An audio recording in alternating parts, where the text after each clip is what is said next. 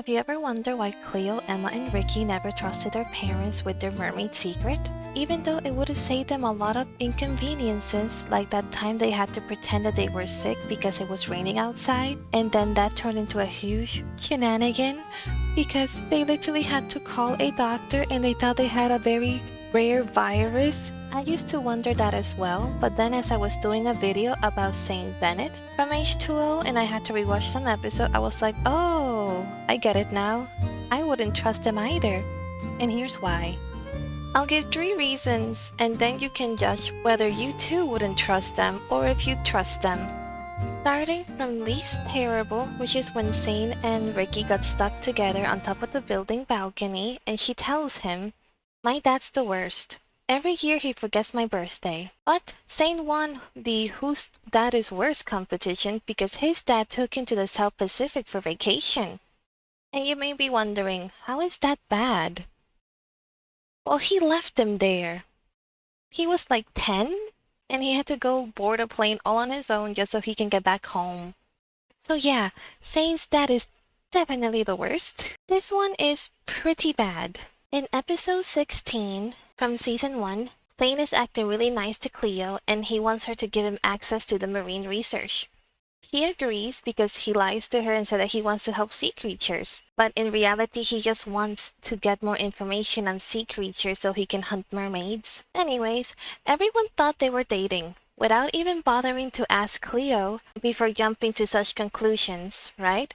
And thanks to Kim, everyone thought that they were getting married at the marine park. His father said that he doesn't want Zane to throw his future away running around with you-know-who, meaning Cleo. Sir, your son goes around with a literal bully who he constantly mistreats. But Cleo is the one he'd be wasting his future with? Sure.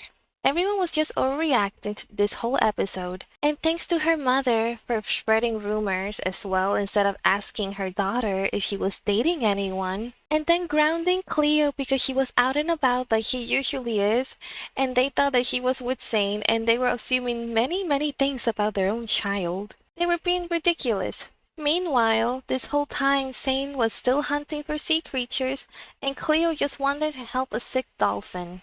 Like, I understand not wanting Cleo to date Zane because he sucks, but refusing to believe your child, who for the looks of it has never done anything wrong before, is crazy. And after this, I never believe a single word Kim says about her sister, especially if I were Ricky and Emma. And I'd never trust the mother again because wow. They never apologized either, by the way. Like, the episode ended and nobody said, "Sorry, Cleo, we kinda acted crazy here. We assumed things about you." No apologies, no nothing. Like, they even ground her to the point where she couldn't even leave, and then she decides to sneak away because the dolphin manager dude, he called her saying that he needs her help with a dolphin. And she's like, "Nothing can keep me away." And then Cleo started lying to everyone saying that they were gonna get married. And they just believed her. Like, seriously, you believe Kim? Kim, of all people? And on the topic of Cleo's and Emma's younger siblings, we all remember the episode where Cleo enters the competition, like the pageant competition where they had to be dressed up as a themed sea creature. He shows the Portuguese jellyfish, if I'm not mistaken.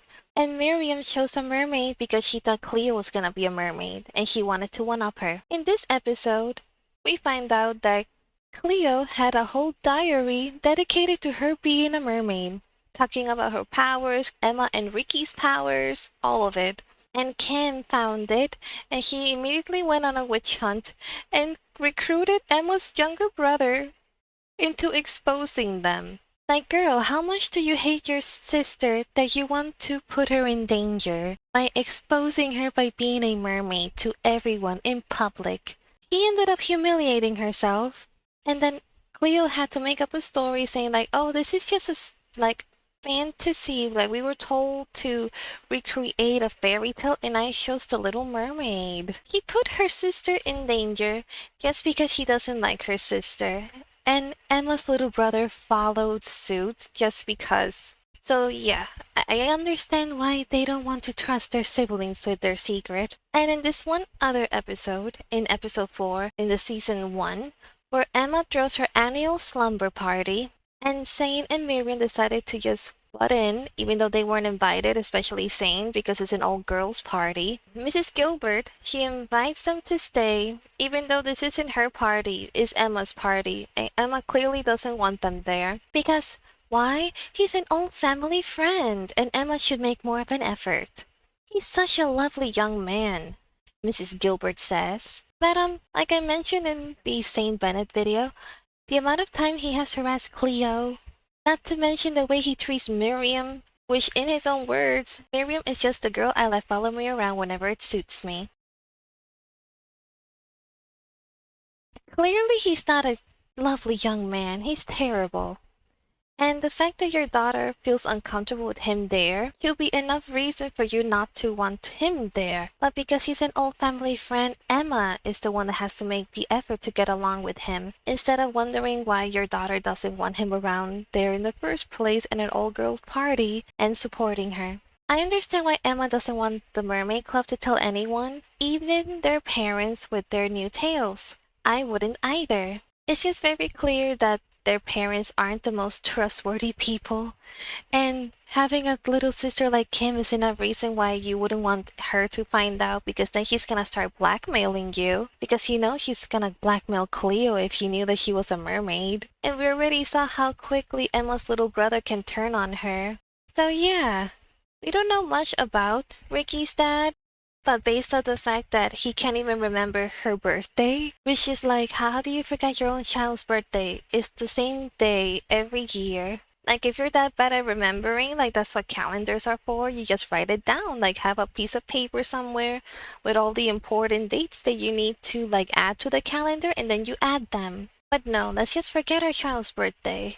So I understand why he doesn't trust him with things as well. Why he was very like, yeah, let's not tell anyone about this. Because how can she trust them?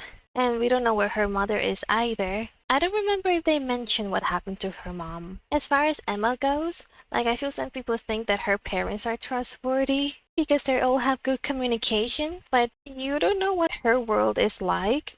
Cause like she's a swimmer, and instead of her parents, like, they weren't that caring when she decided to quit. They were more so concerned because you went to swim practice when you were sick, when you had a busted ankle, or was it a busted wrist? Don't remember. My point is like, they let their own child go swimming when they were sick, when they were injured. So clearly they don't care that much about her well-being, and they will just make excuses saying that, oh, but what's the big deal, you're a mermaid, like you should be a better swimmer now. So I understand why she doesn't want to tell them, because we don't know how they reacted when the other stuff happened, and the fact that they're encouraging her to further hurt herself by going sick and injured to practice is not a good thing. So it's understandable that she doesn't want to tell them why she decided to quit the swimming team, the real reason behind it. And even if she didn't have like a quote unquote valid reason to quit, it should have been enough. Like, well, my daughter doesn't want to do this anymore, then okay. I mean, this has been her whole life, and that's weird. And I should probably talk to her about that. Like, what's going on, Emma dear? Why don't you want to swim anymore? This is what you wanted to do since you were a baby. But they didn't care about that either. So yeah, there's a lot of reasons why Cleo, Emma, and Ricky shouldn't trust their families. Starting with the fact that Cleo's little sister exists, and she's terrible. And we already saw how evil she is just by finding a freaking journal and deciding that she's gonna destroy her sister's life just because she thinks she's a mermaid. And with Emma's mother not caring about her safety and well-being by letting some boy that clearly makes her daughter uncomfortable, that she doesn't want there at all, and inviting him to a party that's just meant for girls against her daughter's wishes because he's an old family friend. You need to make more of an effort. So yes, that's why I wouldn't trust them either. How can they trust their own parents when their parents aren't being trustworthy with them in the first place? Hi, this is Editor Bunny here. I just wanted to add one thing to this video, and that is, that if Cleo didn't become a marine biologist in the Mako Mermaid's timeline, I'll be super disappointed because you mean to tell me that the girl who risked her life and safety to get a job near marine animals in a marine park and then becomes basically a dolphin trainer of sorts for the dolphin show in season 3, that he doesn't become a marine biologist or at least something close to it? That would be crazy. Anyways,